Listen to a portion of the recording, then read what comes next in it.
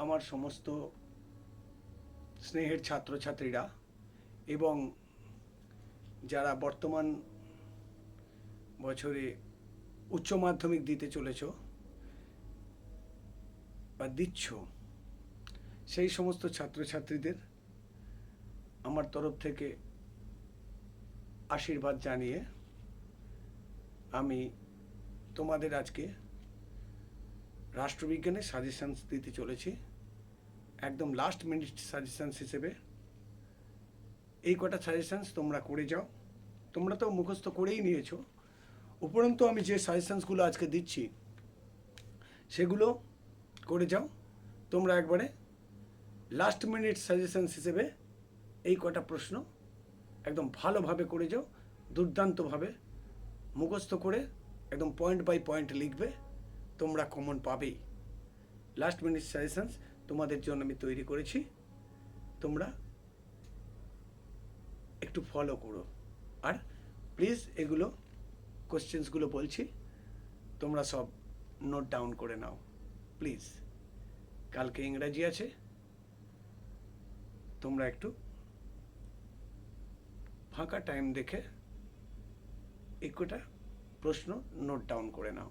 আমার সাজেশন, আমার যেগুলো মনে হয়েছে সেগুলো আমি তোমাদের জন্য শেয়ার করলাম, তোমরা নোট ডাউন করে নাও।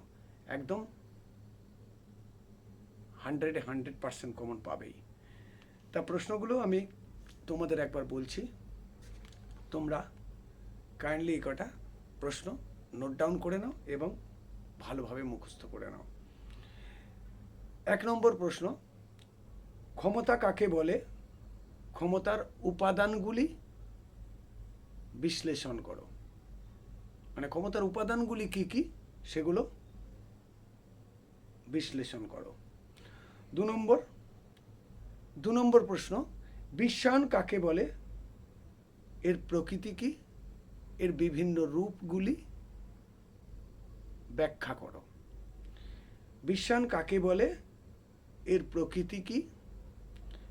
বিশ্বায়নের বিভিন্ন রূপগুলি ব্যাখ্যা করো। 3 নম্বর প্রশ্নতে চলে আসছি, একদম দুর্দান্ত প্রশ্ন এবারে আসবেই। উদারনীতিবাদ কাকে বলে? এর মূল বৈশিষ্ট্যগুলি পুঙ্খানুপুঙ্খভাবে ব্যাখ্যা করো। উদারনীতিবাদ কাকে বলে? এর মূল বৈশিষ্ট্যগুলি পুঙ্খানুপুঙ্খভাবে ব্যাখ্যা করো। 4 নম্বর প্রশ্নতে চলে আসছে, ক্ষমতার স্বতন্ত্রীকরণ নীতির পক্ষে ও বিপক্ষে যুক্তি দাও। ক্ষমতা স্বতন্ত্রীকরণ নীতির পক্ষে ও বিপক্ষে যুক্তি দাও। 5ম প্রশ্ন, এবারের জন্য খুব ইম্পর্ট্যান্ট প্রশ্ন, কোন অঙ্গরাজ্যের মুখ্যমন্ত্রীর ক্ষমতা ও কার্যাবলী ব্যাখ্যা করো। কোন অঙ্গরাজ্যের মুখ্যমন্ত্রীর ক্ষমতা ও কার্যাবলী ব্যাখ্যা করো। 6 নম্বর প্রশ্ন, ভারতীয় রাষ্ট্রপতির ক্ষমতা, কার্যাবলী ও পদমর্যাদা ব্যাখ্যা করো। ভারতীয় রাষ্ট্রপতির ক্ষমতা, কার্যাবলী ও পদমর্যাদা ব্যাখ্যা করো। 7 নম্বর প্রশ্ন, এবারের জন্য খুব ভাইটাল প্রশ্ন, সুপ্রিম কোর্টের গঠন, ক্ষমতা ও কার্যাবলী পুঙ্খানুপুঙ্খভাবে ব্যাখ্যা করো। ভারতীয় সুপ্রিম কোর্টের গঠন, ক্ষমতা ও কার্যাবলী পুঙ্খানুপুঙ্খভাবে ব্যাখ্যা করো। আর সর্বশেষ প্রশ্ন তোমাদের জন্য, এটা আসবেই এবারে, সেটা হচ্ছে ক্রেতা সুরক্ষা আদালত কি?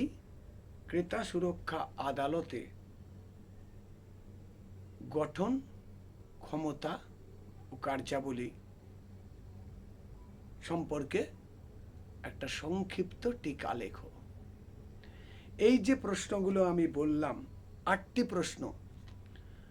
প্রশ্ন তোমরা করে যাও, হুবহু তোমরা কমন পাবে।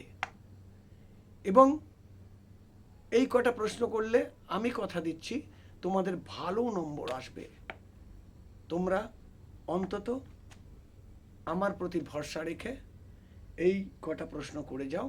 এই 8টি প্রশ্ন তোমরা খুব ভালোভাবে মুখস্থ করে যাও।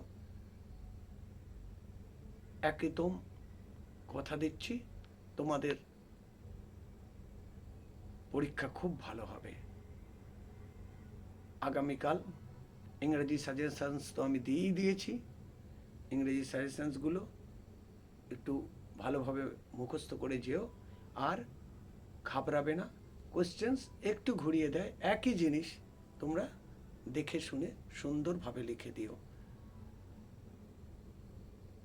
তোমাদের পরীক্ষা ভালো হোক, আশীর্বাদ রইল আমার তরফ থেকে।